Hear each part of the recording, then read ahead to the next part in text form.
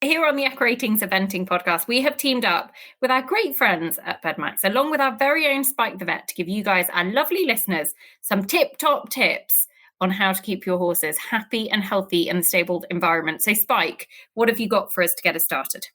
Well, here we are. Tip-top tips. And it's so important to reduce our risk of respiratory disease. Using a bedding with the lowest possible dust rating, such as BedMax, is the absolute cornerstone to ensure a happy and healthy respiratory environment for a horse. Along with that, a really well-ventilated, stable environment so that we can maximize that clean air for the horse in the area where it's breathing as well. So in the corners, and it is criminal how many stables I go to, and these would be in very professional yards where we still see cobwebs, dust, all kinds of things in those corners around water drinkers, around feeding bowls, feeding troughs, hay bars, all these sort of things. And it's so important that we make sure that that's a better environment for them.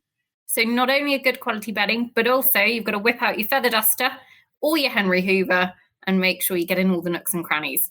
Or you got to get your feather duster out. Otherwise, I'll get my white gloves and I'll be checking out for how much dust there is. But seriously, it's very important. And it is unbelievable how often it's overlooked. There you go, listeners. A tip-top tip for you from our very own Spike the Vet, courtesy of our lovely friends at BedMax. Thank you, Nicole, and look forward to coming back with some more tip-top tips.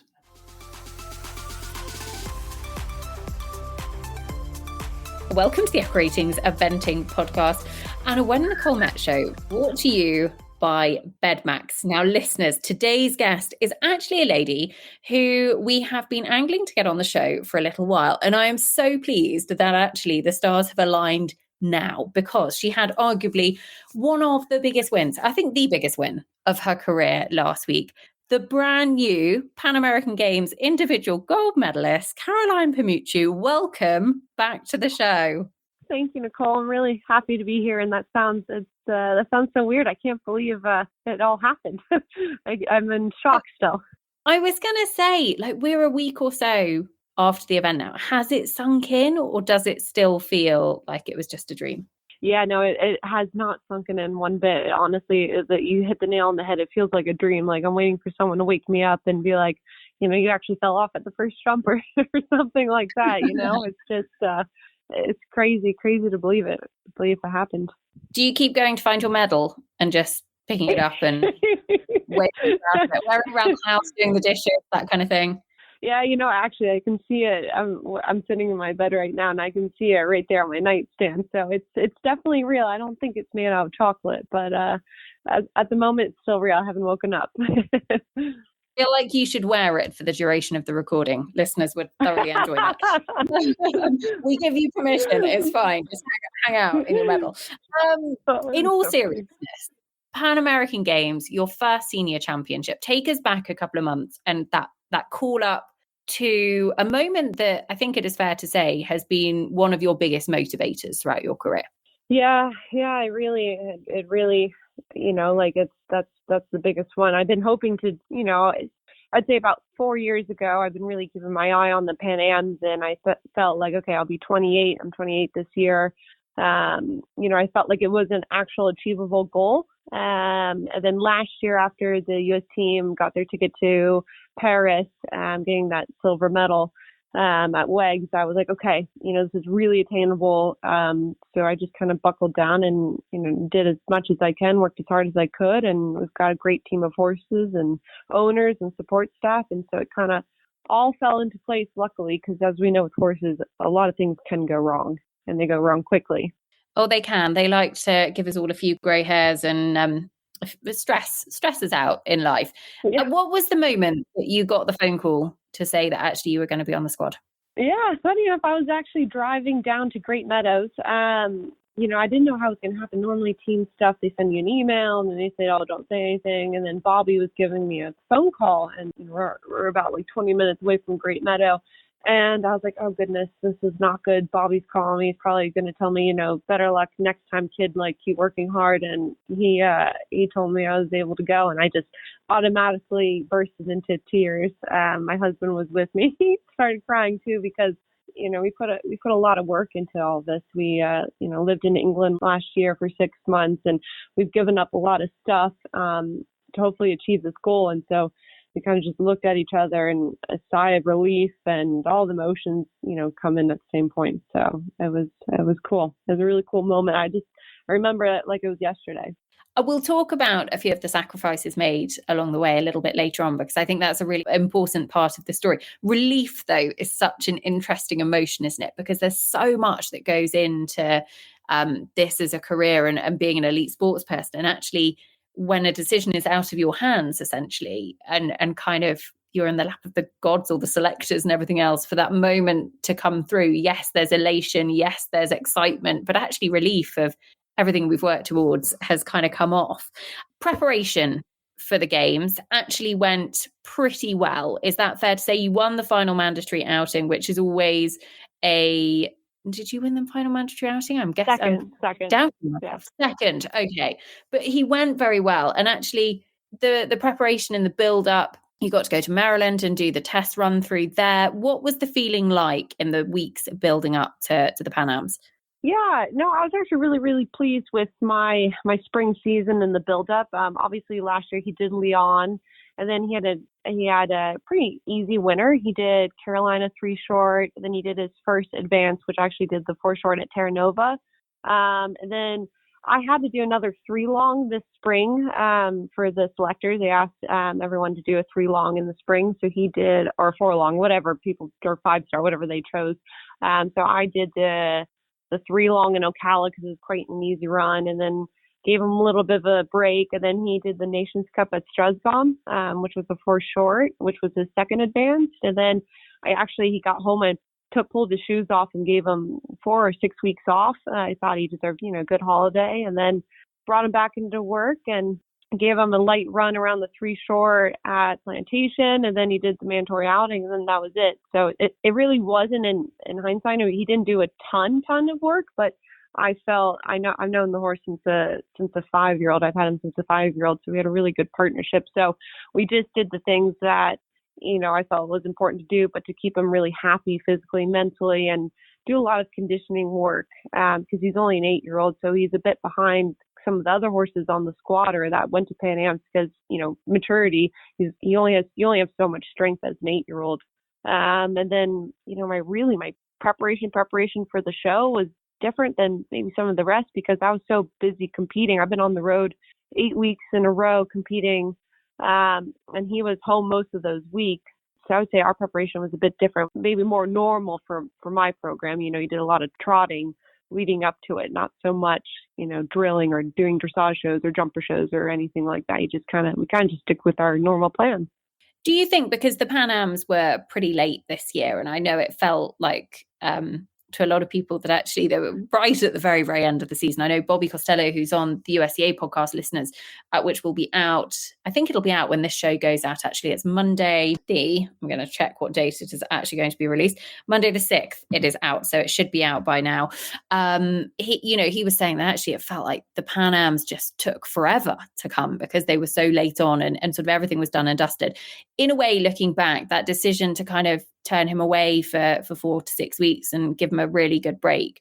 Do you think that was actually kind of pivotal in how well he went then when he came back out, rather than trying to keep him up, in inverted commas, for the whole season? Yeah, no, for sure. I think I've been lucky. The Federation's kind of given me targets every year to prep my horses for. And I always think, you can't be intense, the whole year. You can't be going as hard as you can and working as hard as you can especially for the horses the whole year. You got to have, times to peak.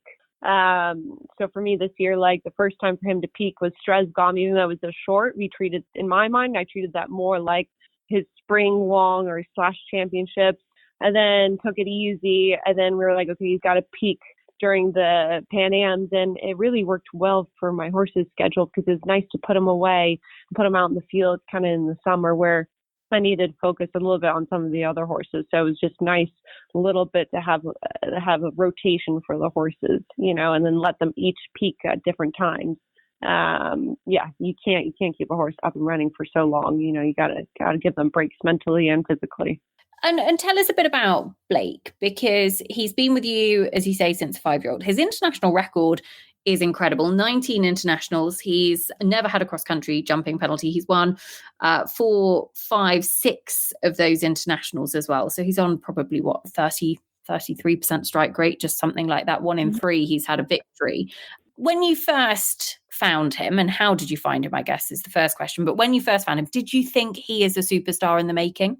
Yeah, so it's a bit of a full circle, or it's a good story. So my business partner Kelly Hutchison, we started doing business together, I think in our early 20s.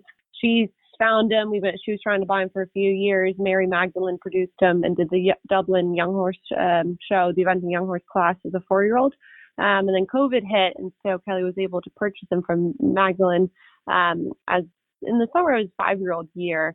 And he actually came over. All my horses come over as sale horses, and so he was on the market. And he actually got tried a bunch of times. He got vetted 2 or 3 times, and people actually passed on him. Passed on him. Oh, maybe he's not good enough. Oh, we don't like this X-ray. Just silly things, nothing major.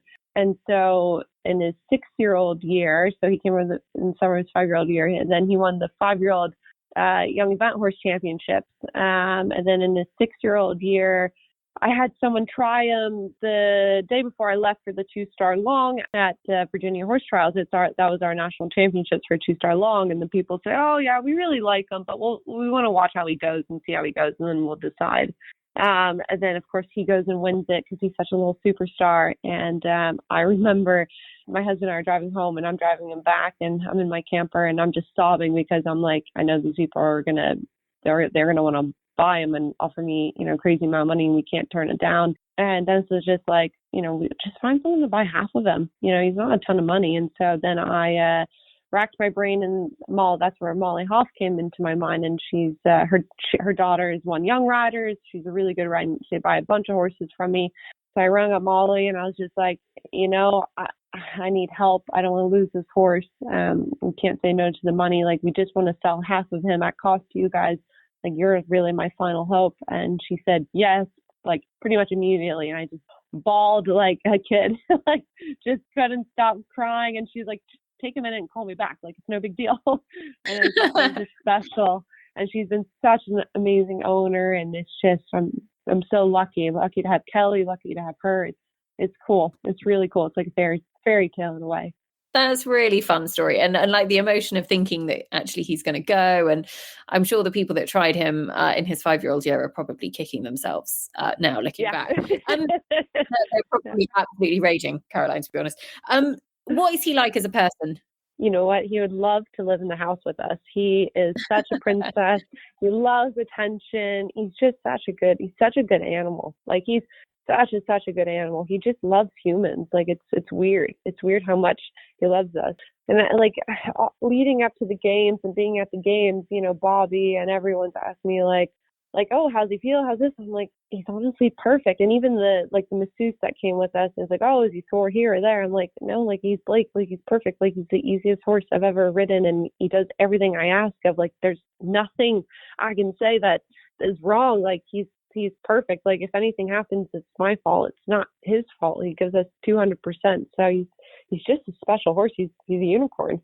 Long live perfection. That's what we like. The week itself, your first championships, and actually a championship where an all-female team, which I'm totally here for, love the girl power, but also a team of 4 riders making a senior championship debut for the team as well, which was very exciting. What was the kind of settling in period like in Chile, and how did the first few days feel? Because it's still quite a journey for the horses, isn't it? Yeah. It's quite a journey. So yeah, I was at Fair Hill the week before, obviously, and then we did our dressage test on, I think it was Wednesday. It was on Wednesday. We did like we did the test in front of Peter Gray. I think it was Marilyn Payne, and then the horses left Thursday morning early. And so then Thursday they drove all the way from Maryland down to Miami, which is about 20 hours. Then they took off Saturday afternoon, luckily, which after I finished cross country on Saturday. Then the horses flew, which I was like, whew, that's nice to know. And then they got there. I think they got to the venue on Monday. So they had or Sunday, and yeah, we flew Sunday and got to the venue and just kind of went like a blur. You're a bit jet lagged. I was exhausted from Maryland week because I rode 10 horses at Maryland, and Monday we just took them for a hack, and the venue was second to none. It was beautiful. Everyone was so accommodating. Our federation completely spoiled us, put us in a beautiful hotel, and it was just like, it was one of those weeks that you were like, I don't want it to end. I'm going to be so sad when it's over, because it was very nice. Everything was great. And what about the first phase? Dressage, 26.8 left you in individual silver. It was a very strong first phase for the US team as well. I think the US held the top 4 places on the leaderboard. How pleased were you with his dressage? Yeah, I was over the moon. I was really over the moon because I went in and did the test, and, in my mind, he was warming up. So like he found this new gear of trot and dressage warm up. It was like incredible. Like all of a sudden it just like clicked. And I was like, holy moly, like, what is this? Like, is he okay? Like, what is this trot? Is like something I've never felt before. And I went in and I thought to myself, okay, like, just put in an accurate test for the team. Like, don't go for the 22, just like go for a 28, a 30, and you'll be happy. And that's just what I told myself. And I went in and I was like, oh, this feels nice. Like, this is good. Like, I should have done a little bit more shoulder in here, a little bit better this, whatever. And then I didn't mess up the changes too badly, which, he's 8. He doesn't really have the changes yet. And I was like, okay, they're fine. Like, and then I looked up to the leaderboard and I was like, probably I'm in 4th or 5th. Like, I look up to the leaderboard and I just like, my mouth was just like, what? Like, he's in 1st? Like, I couldn't believe it. I was just like, this is so insane. It felt good, but I didn't feel like, oh, this is like the winning test or a top 2 test. So I was so shocked. And then I came out of the arena and I locked eyes with my husband, and then I just started crying. I was like, oh, I can't believe it. Like, I can't believe we were able to get that sort of score. I honestly, I didn't think, he's a good horse. I just didn't think we were that good yet, He scored 28.1 both in Stragom and in Terra Nova on his previous 4-star starts, because obviously the Pan American Games 4-star dressage and 4-star show jumping with the 3-star championship cross country. So that 4-star test was the challenge, and 26.8 was his best run at the level. Exciting to think that there's still plenty of marks in there as well, because obviously going down from 26.8 is pretty cool territory. Going into the cross country, what did you make of the track, and actually how did it ride compared to how you thought it might ride? Yeah, I kept telling everyone, I said, this track reminds me so much of Strasbourg, but the harder thing about it is that, they're not big jumps. Like, yes, 3-star is still big, but when you go 4-star, at least something holds them off of it. So when we all walked to this team, we're all like, feel confident in it, but I just kept saying to Ian and Bobby, I was like, I think it's going to be carnage out there. I think, with the amount of pins and how it's laid out, like, it's so cleverly laid out that it's going to be impossible to make the time, because the gallop jumps, where you do have gallop jumps, they're small enough that you have to set up. So you're wasting, 1 to 2 seconds at every jump, no matter what. And yeah, I was right. There was a lot of combinations. It really rode like a 4-star short at 3-star height. And as we all know, that's very hard to make. And so I just, I thanked Bobby right away. I was like, thank you guys for sending me to Strasbourg, because that really mentally got me and let me figure out a way to understand how to ride a course like that. And yeah, he was great. He was phenomenal around the track. It's really interesting, actually, because the whole point of sending that developing team over to Stragom for the Nations Cup was to kind of develop riders' experience and mileage over different courses and different kind of travel experiences and competition experiences. And actually, exactly for this moment, I guess it's kind of that reassurance, the proof that actually that the system works and that it did do its job, and it has kind of come in so useful already so quickly within the same season. Individual golds going into the jumping on Sunday, that the team were in gold medal position at this point as well. Liz Halliday-Sharp had picked up a couple of time penalties, 4 time penalties, so she'd dropped down to the individual silver. So you'd swap places on the leaderboard. Saturday evening, did you get a chance to kind of take a breath and actually enjoy the experience so far, or was it all about actually what was going to happen the next day? Yeah, I would say Saturday, like as soon as I was done cross country, we started taking care of Blake, and then the team gave their horses fluids, so I just sat next to his stall and just kind of decompressed a bit. But I wouldn't say I didn't celebrate anything, because I really tried to keep my head like neutral, because anything could happen the next day. And so I just kind of just took a breath, sat next to him, and just rewatch videos and just try to really concentrate for the next day. And even like I got home, we all got back late from the show and to the hotel, and I just got room service. My husband and I watched like a comedy. I just really tried to like not allow myself to get on a high and just be like, you're in gold medal position. Like I just kept telling myself like I'm in like top 10, like it's nothing's a big deal. Just do your job and just take it day by day. And our federation did like a really good job. Like they really kept us busy. Like our days were, from sun up to sundown, we're always doing something, walking courses, or we were just kept preoccupied, so that, you didn't ever have a moment where, okay, I'm sitting here, I only have one horse, I have nothing to do. And you kind of get a bit stressed. Like we were always doing something. So we're busy. So you didn't really have that much time to dwell on anything. The final phase, the jumping, the roller coaster of the jumping phase for the US team, which I think, talk about, I guess, your bubble to start with, because the US team were actually, your 3 counting scores in the team gold position were in the top 3 individual placings as well. So because it's reverse order, you were jumping in very, very quick succession to one another. Yeah. How aware are you of what was going on when you're putting your final preparations on your warm-up? Yeah, so I guess it was a little bit annoying, not for anything else, but I'm in show jump warm-up. I've got my tack checked, and then my bubble, a universal bit. There were the day before cross country, one of the stewards was saying that my bridle wasn't actually legal, but it's a simple universal. Like I don't understand why they thought it was legal. So illegal. So actually my warm up was a little bit annoying, because we're just trying to talk to the officials and just be like, hey, you guys check this and this is okay. Like, why are you saying it's an issue now? So I have to say, like, it wouldn't have been a normal warm up, just for that part. And so finally, luckily there was an American steward, Travis, and he was able to stick up for me a bit and was just like, hey, no, Caroline's totally legal. I checked this. All this was checked out. Like, you need to back off.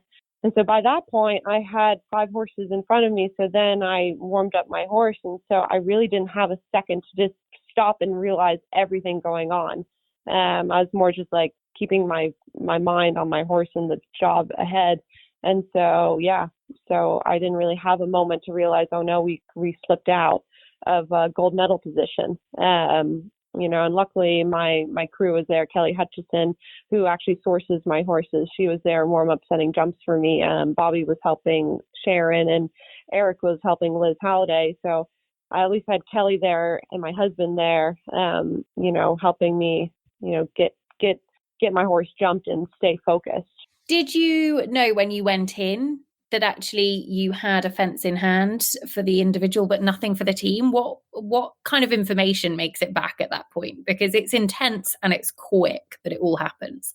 Yeah, Kelly told me that I had a fence, and I think it was fence and 3 time faults in hand, but we had nothing for the team. So yes, I did know. And so, I was devastated for the team when I had my rail. And the first thing I said when I saw Bobby and the team was, I'm so sorry. When I came out of the ring, I felt absolutely gutted for them. And I knew they deserved the gold medal. So I felt absolutely gutted for that part, but then at the same hand, like, I was riding an 8-year-old and I'm 28 and I made a silly mistake. I don't know what I was thinking, but I can't be too upset, because at the end of the day, he still did win. And I was really proud of my horse. Like, I'm just so proud of him. He gave me everything he could. I think you look back at it and you can't actually, every single person on that team can say, or my penalty here, or my halt there, or time here, every tiny little thing adds up to it. And ultimately you can only do the best that you can do. And that was taking the individual gold. your fence down, which I have to say, you had down properly, Caroline. What went through your mind at that point? Honestly, I don't know. I don't know what happened with my brain, like I would say, like, I don't have that bad of an eye. What really got to me was I was just more concerned. I didn't want to have any time faults. And so I thought I saw something. And then I was just like, oh, no, you did not. What are you doing? And then I was just like, okay, I'm going to sit quiet. And then I just, that was a biggest mistake. But the thing is, I produced horse for such a young age. He didn't mind my mistake. And then, I've ridden so many sale horses. I've ridden so many young horses around tracks that after that, it wasn't really a big deal because then I know how to scoop myself up and keep going. And so, like, I can't tell you how many horses I've ridden, like babies that try to buck you off at the first jump or spin or this or that. So I'm really used to being a little bit unseated. And then, okay, get yourself together, keep going, and not miss a heartbeat. But it's just the wrong time to make that sort of mistake. I think the main thing is actually coming back from it, because at that moment that actually you haven't got anything else in hand. I think it was fence 5 or something. So it was quite early on that actually then the pressure is on. You've got to jump clear. And it's often the way, having a fence in hand is lovely, but actually it does add a degree of pressure as well, because you've kind of got that buffer. This season, I mean, this feels like the cherry on top of what has been an incredible season for you. You've got 12 international victories and possibly counting, because you've still got another couple of international runs to go before the end of the year, which is more than any other rider in the world in 2023. What this season do you think has been the kind of the catalyst, or where have things really fallen into place and kind of the plan has come together, so to speak? Really, I would say 6 or 7 years ago, I had a really, really, really good string of horses. I had 7 advanced horses, and I was 100% financially supported by my family. But then that year, they told me, all right, we got to sell all the horses, and you got to figure out how to become 100% financially, reliable on yourself. And so that year, I actually sold all but 2 of my advanced horses, and then I started a sales business with Kelly Hutchison, Emil Spadone, and Paul Hendricks, and I just sell their horses. And all the horses that I have now on my string, they're all horses that were either people wouldn't buy or they failed the vetting, and they're all young horses, and I was able to eventually get partners into them, and I just been producing them at a young age. So in a way, I'm really grateful that I sell all my horses and figure out my life. And I think that's the reason why it's just taking me till now to get all the horses old enough to start really showing off on them, or showing them off, really, not me. They're incredible animals I've got. How big is that balance and that tightrope that you have to walk between the business side of things and actually, making a living and making money and making a successful business? Without a successful business, you can't be a top level event rider, essentially. Yeah. That part's really, really hard. So at the moment we've got 50 horses in, and it's sun up to sundown every day, which I love. I absolutely love. But I got to say, huge kudos to David O'Connor. Last year, he rung me up in December, and he was like, "Hey, would you consider," him and Rob Burke, would you consider doing, going overseas and taking the Wilton Fair grant?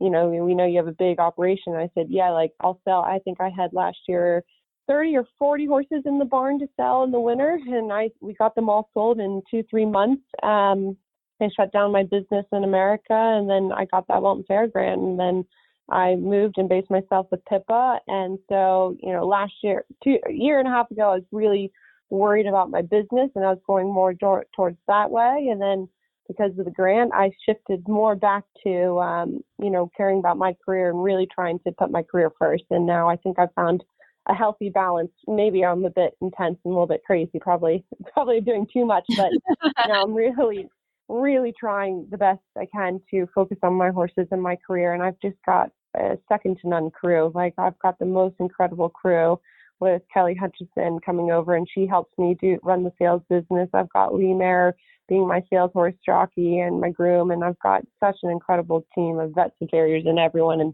my husband, I think Blake the unicorn, my husband is the unicorn of unicorns.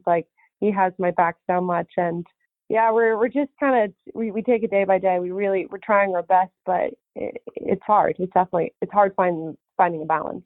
What does Dennis bring to the party in terms of helping you to be the best that you can be? Because I mean, last year you came over, you based over with Pippa for 6 months or so, and actually he came as well, and has been a massive part of your success.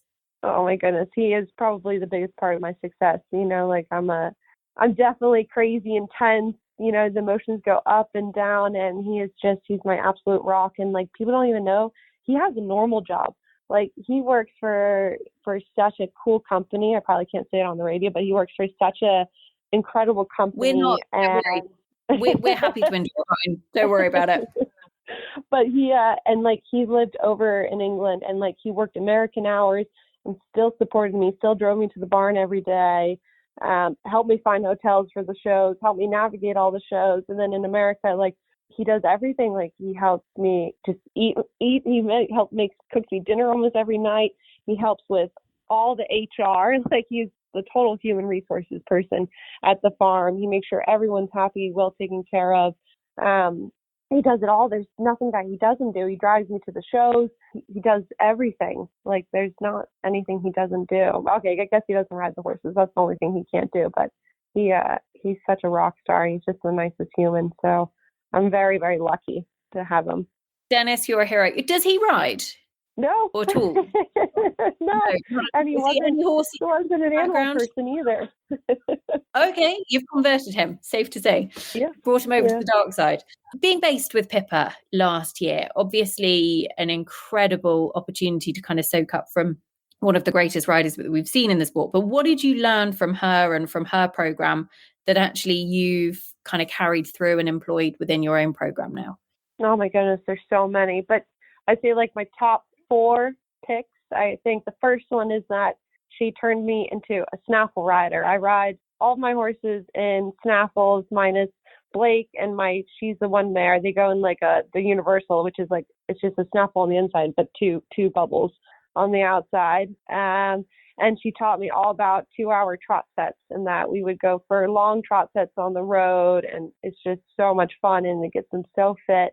I guess the third thing, but biggest thing, is that, you know, you can love your horses and you can treat them like your best friend, and that's okay. Like to have that sort of empathy and love and care, that's a good thing to have. And like I've grown up in programs where I was mostly male, not to be sexist, but like mostly male programs, and you know, and I would be so emotional if any of the horses get hurt. I'd just bawl and be like so upset and like overly emotional. And like Pippa, like for me to see Pippa be the same way I am, this made me feel so good. And like that it's okay to be that emotional. And same with like anything with the animals. Like I'm so clingy with my dogs and this and that, and she made me feel a little bit less crazy. You know, like she's just as obsessed with them as I am. And if she's a Grand Slam winner, it's okay to be that way, then it's got to be okay. And so that was cool. It was very cool to see how she runs a program, and just to see what a kind human she is. And she can be number one athlete and win all these massive things, and it's just the nicest, most down to earth human being out there.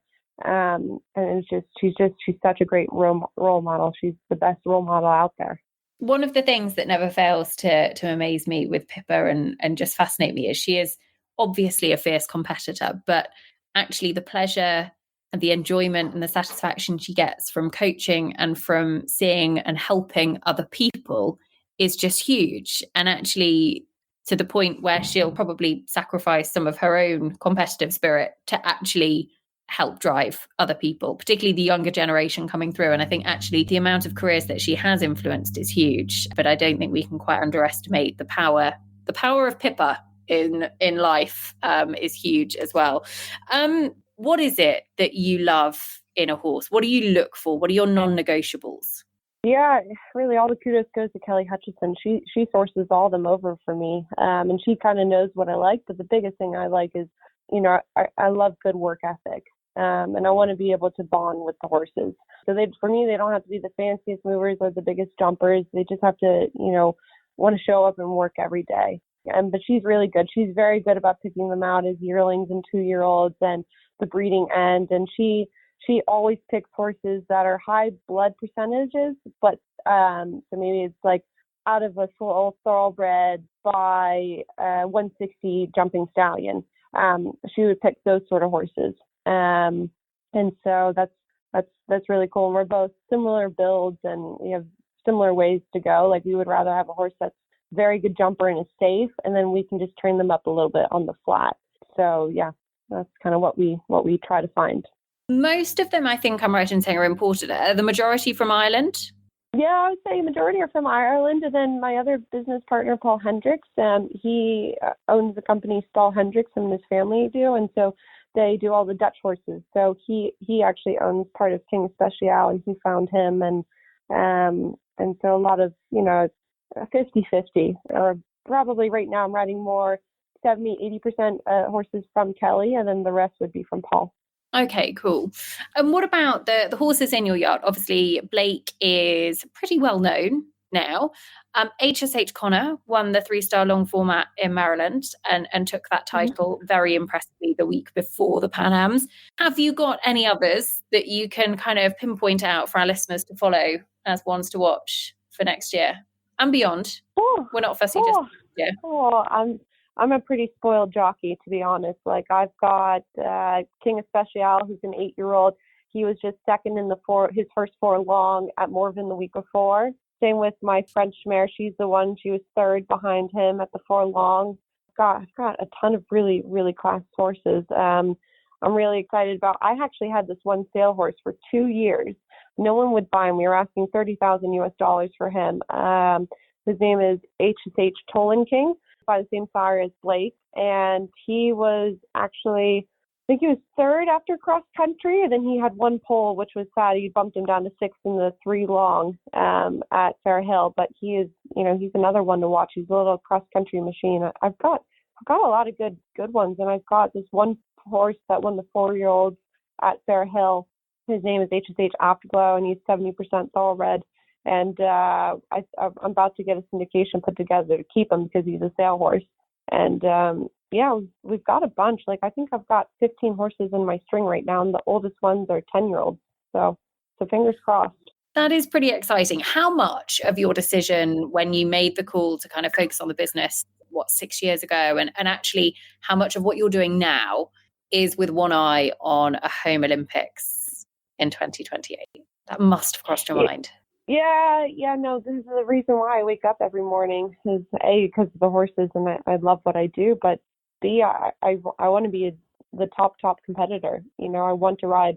I want to be the rider that the team feels like they can call on me, and that I could be consistent, and I've got the horsepower, and it's important to me that I produce the horses as well. I really enjoy getting them in as 3 and 4-year-olds with Kelly and producing them up the ranks. It's so special, and they turn into more than family members. There's this, I don't know what quite to call them, because you spend every day with them and you love them, but then you put so much trust into them because it's crazy what we ask them to do. They're jumping over solid jumps and they're saving our butts. So I'm really looking forward to the future. And you've got a couple of international runs left this year. Tell us about what you've got to close out 2023. Yeah, I've got, sadly, the 2 horses that got hurt literally the first month I lived in England. Their names are Vominos and Dexter. They're just coming back. They came back this summer into proper showing work. I just took an extra bit to make sure that they felt great. Vominos is doing the 4 long, and Dexter's doing the 3 long, and I've got high hopes for them. Vominos, I really think he could be a special 5-star horse, and same with Dexter. I'm really, really, really excited for them to get them out and do along with them. And what about next year? What sort of is the plan? And obviously, I know Blake is probably only just going out on his holidays and kind of coming down from the Pan Ams, but has it crossed your mind as to what you might aim for in the spring?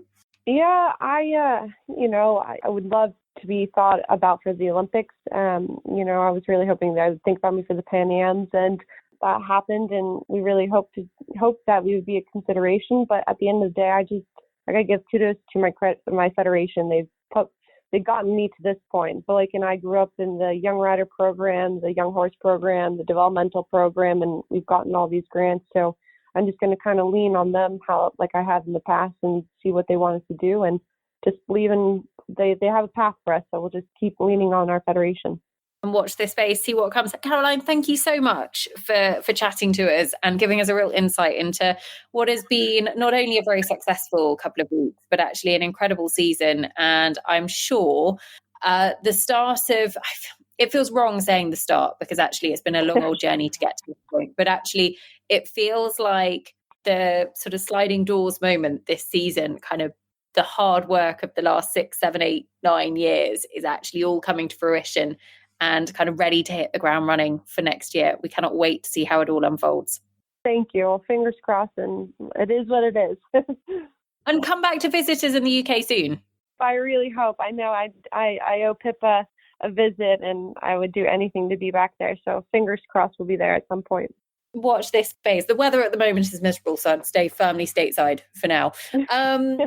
Caroline, thank you as always. Listeners, I hope you enjoyed that insight into our brand new individual gold medalist from the Pan American Games. Caroline, best of luck for next season. Listeners, as always, thank you for tuning in, and we will have another episode of When Nicole Met very, very soon. The lovely Kylie Roddy, who has just finished top 5 at Po, has the most incredible story to tell, is going to be on the show in the next couple of weeks. Cannot wait to bring you that one up. But for now, that is all we've got time for. Thanks for tuning in, and thank you to BedMax for their support. Hi, it's Sparkles Watson here, and one of my go-to products from Foreign Equine is the Nutricalm gel.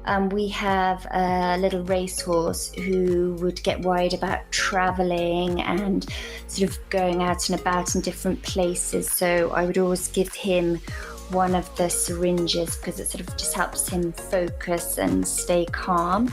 But then right on the other end of the spectrum, I gave it to Talisman at Burley, and that really helped him take a deep breath and focus, so much so that he was actually able to go in the main arena and contain himself and do a dressage test, which is a really hard thing for him.